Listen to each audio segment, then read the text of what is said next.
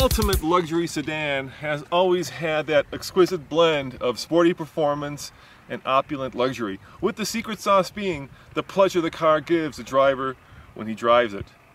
Jaguar has always had that. What it hasn't had is reliability.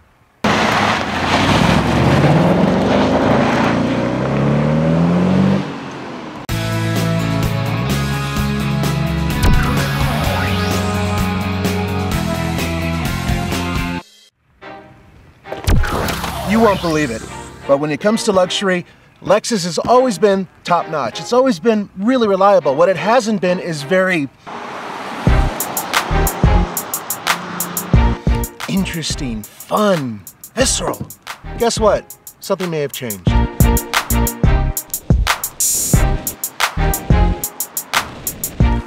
Nathan, this is fascinating. We've got two cars that approach the ultimate luxury performance sedan from completely two different points of view. Absolutely, and it's sort of like right brain, left brain when it comes to these cars. Yeah, the Jaguar has always had that emotional involvement. Right brain, whereas in the Lexus has always been very technical, very advanced, and very logical, which is left brain. But here's the thing, these cars are sort of switching.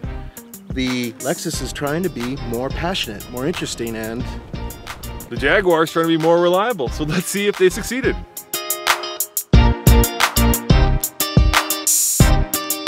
So you would think that if it's an F Sport, it must be fast. It is, but it's no faster than the regular GS. I'll show you why.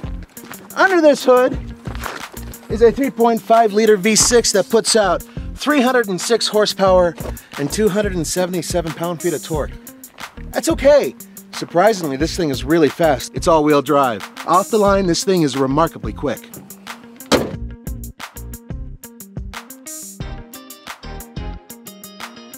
Unlike Nathan's V6, I of course have a V8. And I don't have 8 gears, I only have 6. And I don't have all-wheel drive.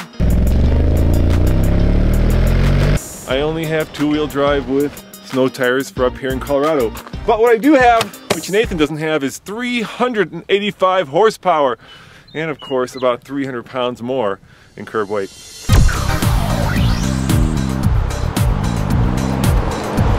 385 horsepower, it's gonna be thirsty.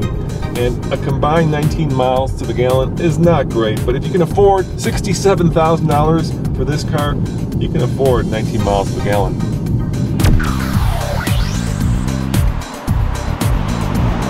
Unlike the cow that Roman's driving that gets like 19 miles per gallon, and realistically I think it gets 16, this car gets 21 miles per gallon combined, and it really gets 21 miles per gallon combined.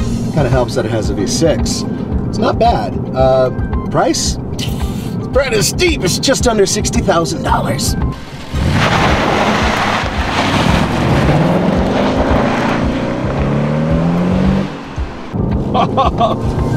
That engine note is worth every penny.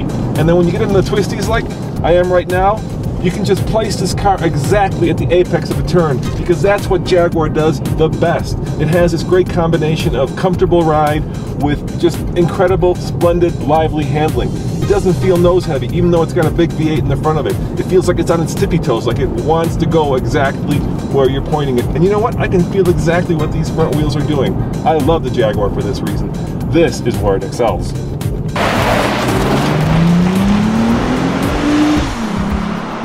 Once again, Lexus has done this thing, they use the voodoo. I'm going to make sure that you can drive the car fast, but because you're a human being, you are too stupid to drive it properly, I'm going to make sure our Lexus can do it for you. That's exactly what they did. This thing has all-wheel drive, it hangs, and it just tenaciously chews into the ground, and it won't let go. And even if you think you've deactivated traction control, you probably haven't, because, well, it's Lexus, so they're not going to let you. It handles beautifully. The ride and handling balance is fantastic. Does it handle as well as the Jaguar? Yes, but the Jaguar feels more neutral. This car feels a little bit synthetic, but for the everyday driver who likes to have a little bit of fun, nice. We're in the Lexus, and we're going to see how fast it goes 0 to 60. You ready, Nathan? Yes, I am. I'm in Sport Plus S. You're in double secret sport mode. Yeah. All right, here we go. Go. Oh, nice takeoff. Okay, engine sounds good. Didn't get a full rev there, but you're at 6,000. It should be 60. All right, let's see what the app says. And the result, my friend, 0 to 60. Take a guess. 7? You are right. Whoa! 7.06 seconds. Okay, as we always say, we're over a mile above sea level, and in this particular case, this car does not have a turbocharged engine or supercharged engine. It's normally aspirated. It's a regular V6, but I gotta tell you, for a car like this, that's really impressive. All right, Nathan, I have it in triple secret sport mode. Hey, are you gonna use the paddle shifters? No, I'm not. This can't do what it does best, and that is shift for itself. Sweet. Okay, here we go. You ready? Yeah. Here we go. Oh, bad launch. I don't know. That was a little slow on the launch. A little bit of wheel spin. Yeah, there we go. All right, let's see what the results are. 0 to 60 is... Whoa, what do you think? 7.5. 6.63. Damn! Even with Damn! bad launch. Even with a crappy launch at high altitude. Herein lies the rub of value. If you were smart in the past, you would never buy a Jaguar new because these things depreciate like a rock, and the reason for that is they haven't been historically very reliable. However, they have gotten much better. They're now toward the top of J.D. Power's list of reliable cars. They're not at the top, but they are toward the top, which means that maybe you can go out and spend $67,000 for a car and not feel like it's going to be worth half that in 3 years. Have they gotten better? Maybe. Maybe.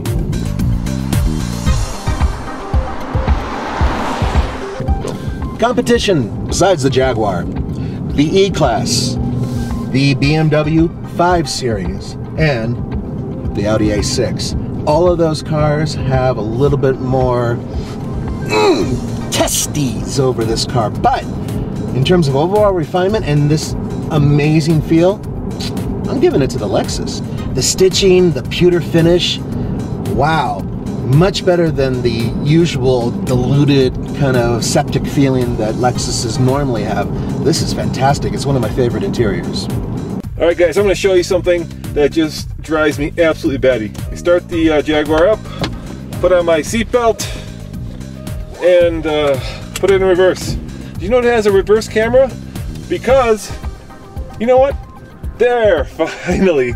It took probably a good 3 seconds before that reverse camera came on because this is so slow. I've actually backed up my entire driveway without the camera ever coming on. Come on, guys, you can do better.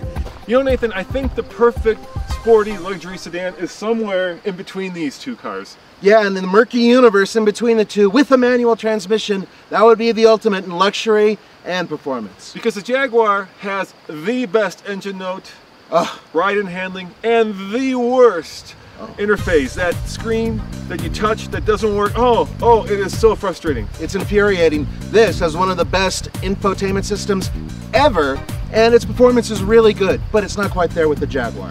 So if it were my money, I'd still go for the Jaguar. Despite how wonderful this car is and the fact that Lexus has finally grown an ego and a conscience, I'd still buy the Jaguar.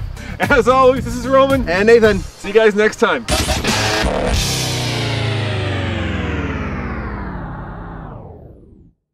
It's a 5-passenger sport performance sedan. It's not meant to have a lot of utility, but having said that, it is very comfortable.